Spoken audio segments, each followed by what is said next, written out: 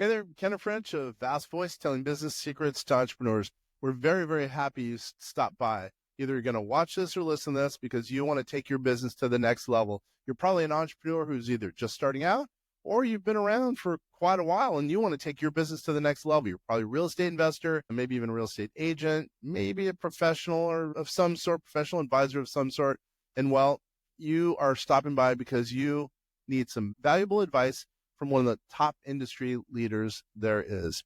Anyway, thank you very much. Once again, Kenneth French, Vast Voice, telling business secrets to entrepreneurs. Really glad that you stopped by. Are you going to die?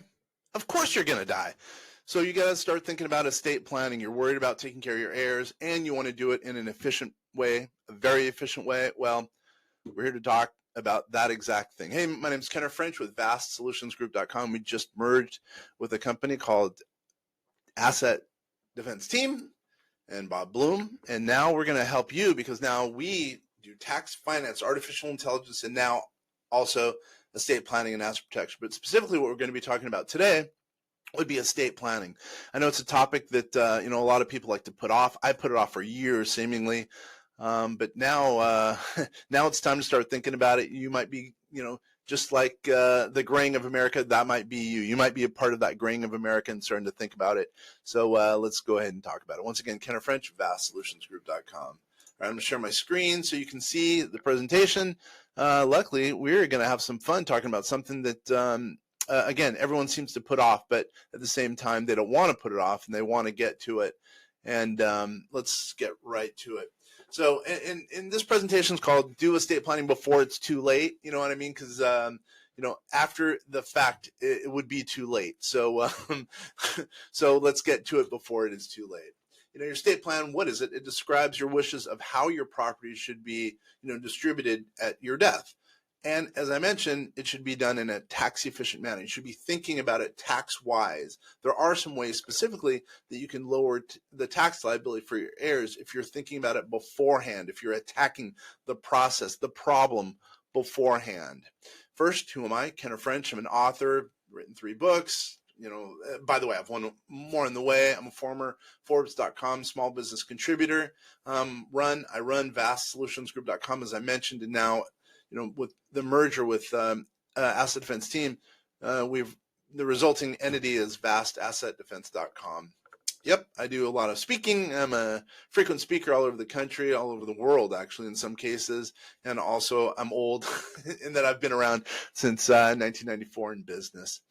By the way, I live in Washington State, and I'm a Northwesterner. That's the way I look at it. 5 goals of estate planning. What are the goals of estate planning? It's important to really think about those as we attack the subject. You should have at least one of these as a goal if estate planning is going to really be a fit, and it really should be if your net worth is getting to the point where you got to start thinking strategically about your heirs and also the tax elements for your heirs. Number 1, eliminating the inevitable confusion. Without a will or estate plan, there's going to be confusion. There's probate. There's costs associated with it. You probably don't want to leave those costs to your heirs, and sometimes it could be very, very significant. Choosing the legal guardian. Who will raise your children? That's important, especially depending on the circumstances. Ooh, there's an extra 2 there. I apologize. If you have kids at the younger ages, well, you can outline what are the specifics in your estate plan. Number 3, ensuring that your assets will be distributed as you want during your living years. That, I guess, is an obvious component of estate planning. Minimizing taxes, the major thing to think about when you're thinking about an estate plan. Etc. Again, lowering your taxes legally, morally, and ethically. Everything we're going to be talking about here and that we talk about at VastSolutionsGroup.com, we talk about everything being moral and ethical and regulatory and abide by business mores. And when I speak about taxes, it's not as though we're looking to, curb the rules, do anything illicit. We're just trying to abide by the tax regulations and rules. And there's a lot of ways to lower tax liability as a result. And creating peace of mind before you die. And when you're in a plane and you're thinking about, it's starting to have some of that turbulence.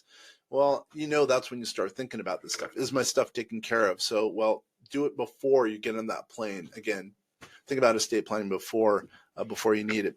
Let's go over a little bit of the terms and terminology that would help you with estate planning. Estate, all the property that you own. Think about it. Everything that you own, that's part of your estate. It could be your car, it could be your business, it could be your mutual funds, your stocks, your bonds, whatever the case is. Real property includes the land and the structures on top of that land. It could be, as an example, your primary residence, or what we call a lifestyle asset. Beneficiary, the person who inherits the money or the assets or the goods. Beneficiary. Grantor, the person who's transferring the property to the beneficiary. And that'll come into play, and we'll be talking about that in just a little bit. Trustee, the party that handles the administration, the day-to-day administration of the will and distributing the property. That's someone who you can entrust to take care of things, someone who's responsible.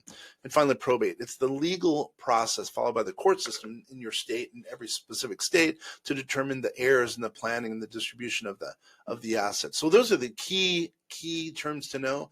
And by the way, if you need any help, we're a click away. We're at vastsolutionsgroup.com.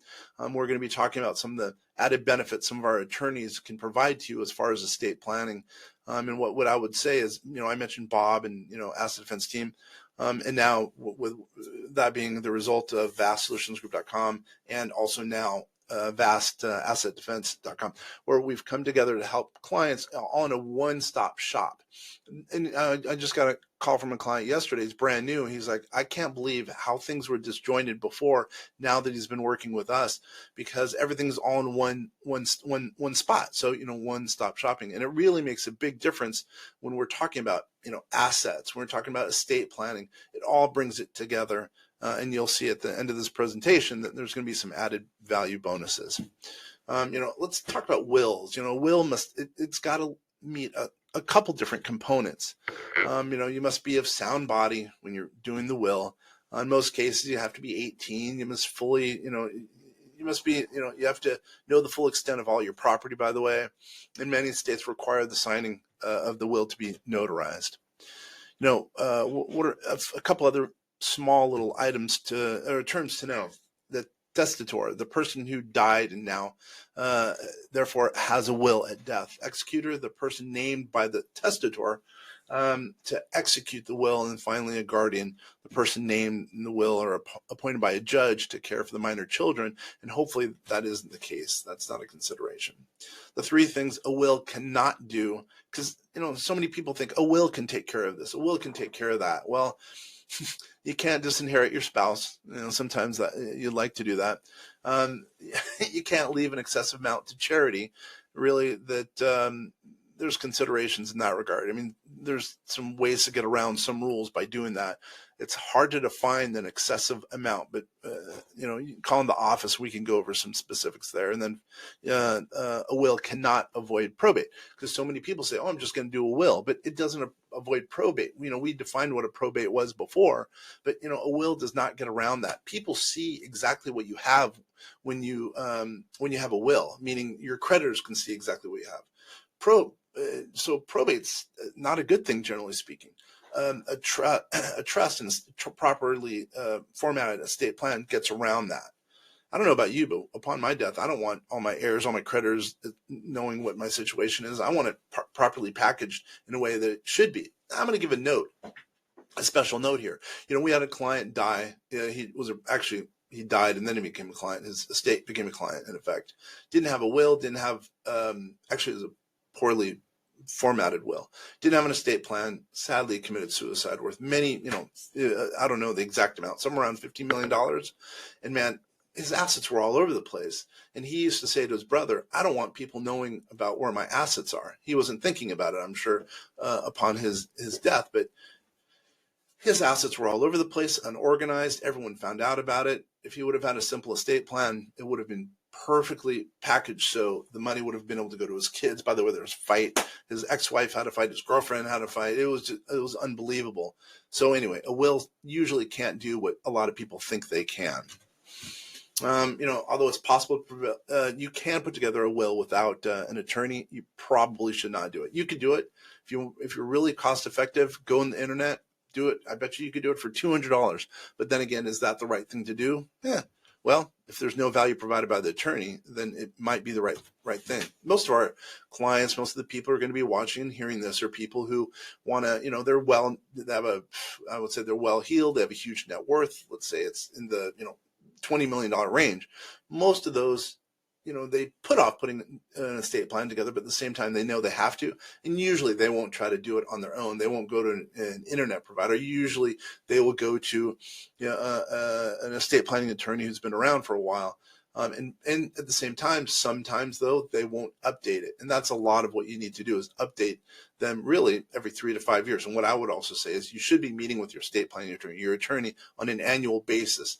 Really, after the year starts, that's when you should be meeting with your estate planning attorney or asset protection attorney, just to make sure that everything's taken care of on an ongoing basis, annual basis, because everything changes on an annual basis. You're probably going to, especially if you're well heeled, you're probably going to go out and buy another piece of real estate. You got to make sure that everything's properly tied up, and then reconstitute it or re-review in more detail the estate plan or the asset protection scheme overall. Let's go into trusts.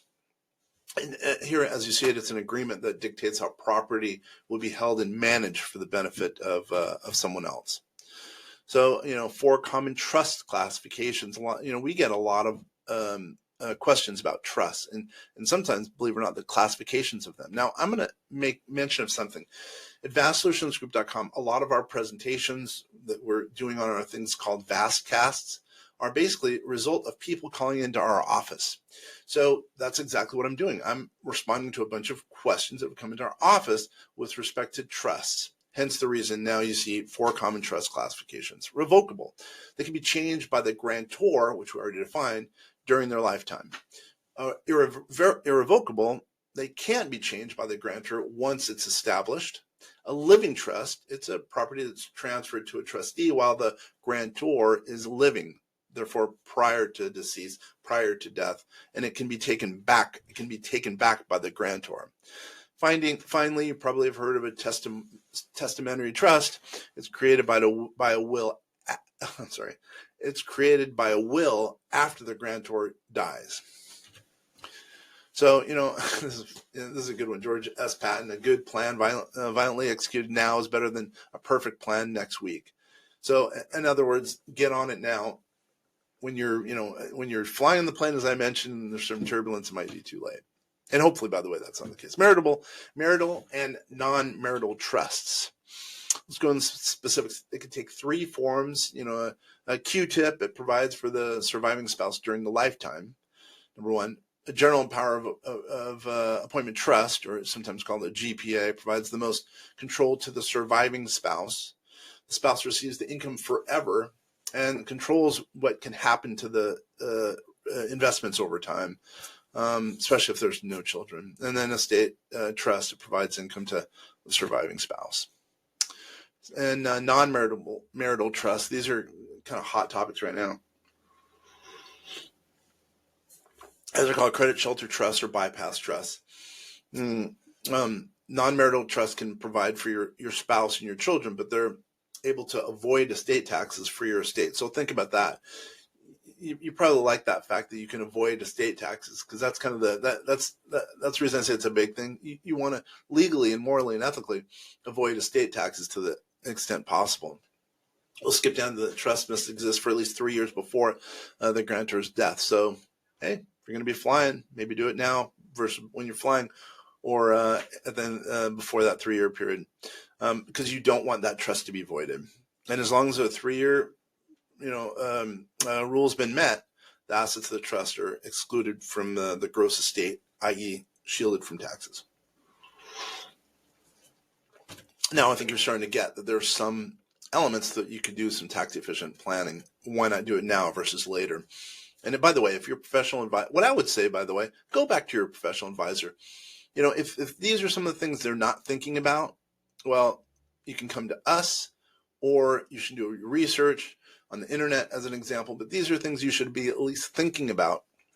As I said, reconstitute every 3 years, 3 to 5 years, and then really truly take a look at it on an annual basis. Again, if your professional advisor doesn't know about this material, please reach out to us at vastsolutionsgroup.com.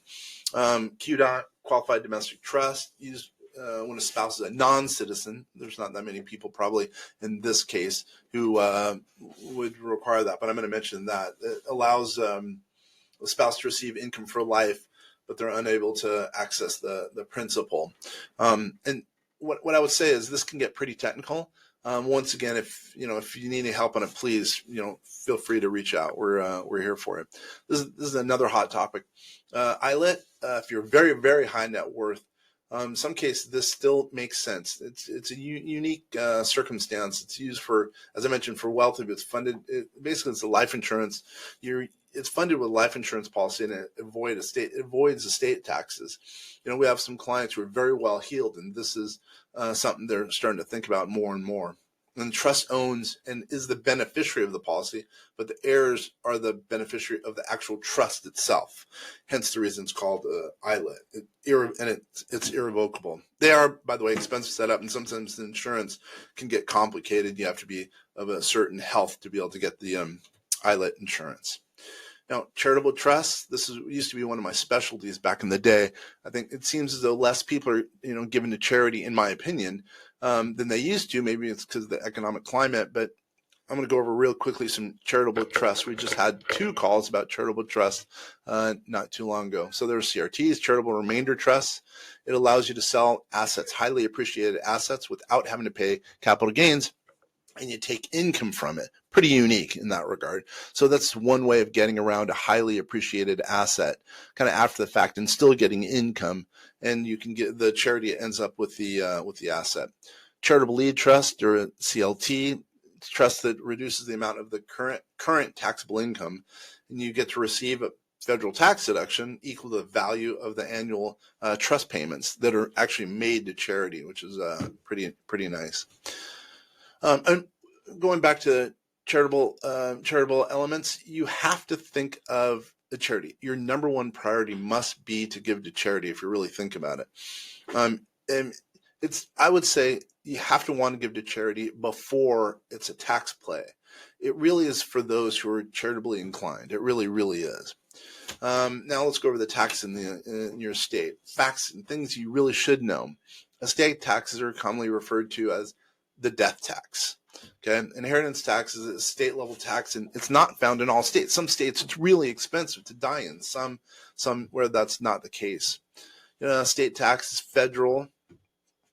It's federal, and it's on the total estate. It's not technically a tax, but really is. But on those who are receiving the property from the estate, and let's talk about estate taxes. Anything about the estate tax exclusion, it's subject to federal taxes, and that's something to think about as well. And go over with your advisor. Let's go a little bit more into state taxes. How are they calculated? State taxes are taxed on their net value, and by the way, just to find the net value, it starts with the gross value, and then gross value includes all your assets, and then it includes also the probate and the non-probatable assets. Now, let's talk about the items that are subtracted now. So we're talking about the gross, now the net. Funeral expenses, sometimes that could get higher than it used to be. Claims against the like unpaid taxes or credit card deals, or legal actions to the estate, and any expenses related to the administration of the estate. Someone managing the estate, they also get paid. So that's the gross, and then you have the net. Now, the role of life insurance, this is important. Life insurance can really be a heavy element and really help out as far as taxes. And it's usually in place in most estate plans because of the tax element, by the way. Well, plus it's also nice to be able to give something to your heirs that would be guaranteed. But with modest estates, life insurance is not normally used in reducing taxes if it's a modest estate, but most of our plans usually aren't exactly modest. By the way, generally, as I mentioned here, funds received from a life insurance policy are not taxed, but that's not always the case. You have to talk to your life insurance professional about that. And by the way, we do have life insurance professionals in case you're in need of talking to someone about life insurance, because sometimes it really makes a big difference as to kind of how the plan's put together and also how it's taxed.